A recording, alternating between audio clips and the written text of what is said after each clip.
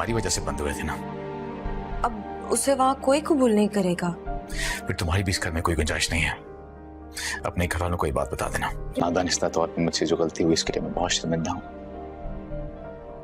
I hope तुम मुझे माफ कर दो।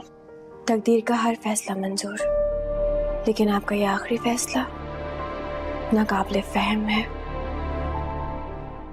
क्या जरूरत पड़ी है उसके सामने ये सारी बातें करने की? मुझे इसी शर्त पे तो भेजा गया है यहाँ पे, अगर वो इस घर में वापस ना आई तो मुझे उस घर से निकाल देंगे।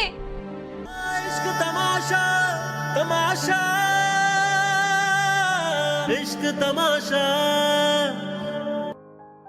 हमारी वजह से बंद हुए थे ना। अब उसे वहाँ कोई कबूल नहीं करेगा। फिर तुम्हारी भी इस घर में कोई गुंजाइश नहीं है।